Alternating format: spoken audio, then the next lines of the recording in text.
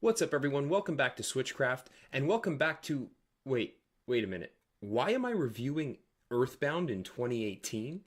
Well, as some of you may know, I never had a Super Nintendo as a kid, and I didn't get one until a retro gaming hall only a couple of weeks ago, so I was never exposed to the library of these incredible titles. I'd only ever heard of everyone talking about how amazing these titles, like EarthBound, was. Now, good luck finding a physical copy of this game. Without breaking the bank, that is. I had to go against everything in me, telling me not to, and pick up a virtual console version of this game on the Nintendo 3DS. I wanted to see what all the fuss was about, and this review will obviously have no nostalgia bias, and it was a project I made for myself to go through and do it in order to find out what makes EarthBound such a legendary RPG.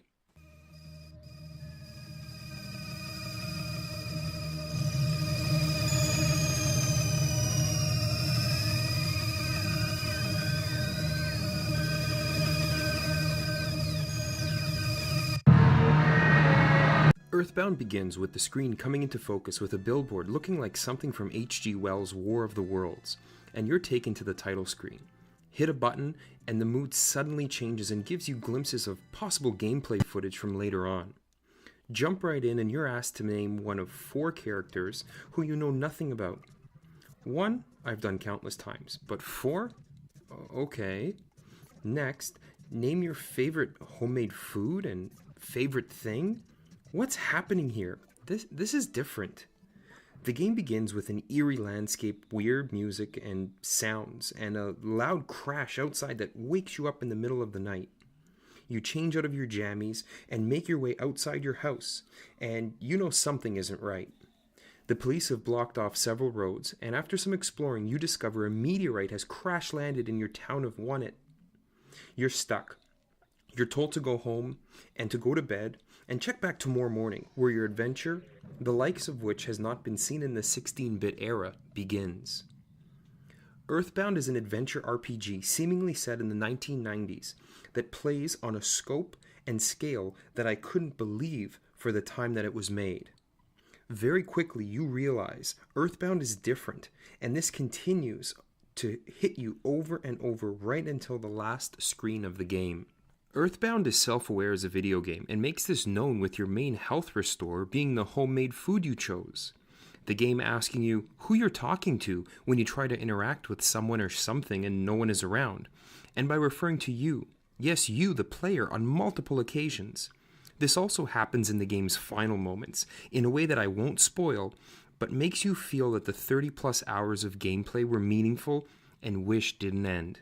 The graphics of EarthBound are not the best seen on the Super Nintendo, particularly during battle scenes, and the item management system in the game has a frustratingly small capacity. EarthBound is not a perfect game. It would be nice if I could carry 2 to 3 times the number of items, and if I could select attacks more easily in battle, and if I could buy more than one of any one item at a time in a shop. But for a review with no nostalgia bias, I have to nitpick. Besides those few obvious flaws, EarthBound has you making your way through a huge world for a 1994 video game that is rich with variety and depth of characters. Landscapes and music vary tremendously and set the mood perfectly. The story, while crazy at times, left me never feeling dissatisfied or wishing I could skip a cutscene. In fact, the one cutscene, about halfway through that lasted about 3 or 4 minutes, kept me interested, even though I was told by the game itself to go and get a cup of coffee while I'm waiting. The leveling up in the game was very satisfying, and I never felt as if I had to grind in order to be successful. It usually just meant that I had to use my attacks and items a little more efficiently or effectively. And boy, the character progression goes a long way. Starting as a little boy with a knapsack and a cracked baseball bat that dishes out almost no damage, to a demigod with psychic abilities. It's laughable playing through the first few minutes of the game for capture footage for this review. As if one character progression wasn't enough, along your journey you'll find and make 3 other friends who join your party, the names of which you picked before the game even began.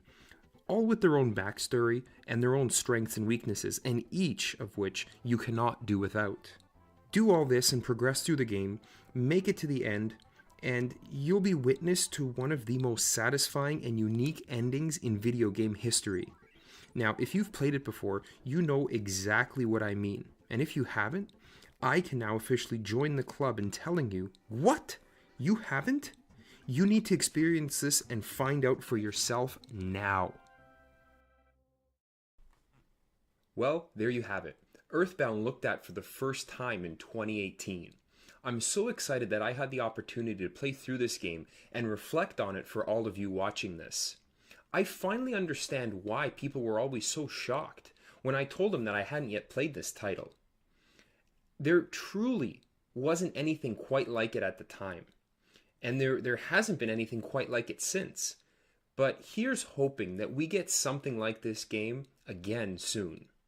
Well, that's all for today. Thanks for watching. Switchcraft out.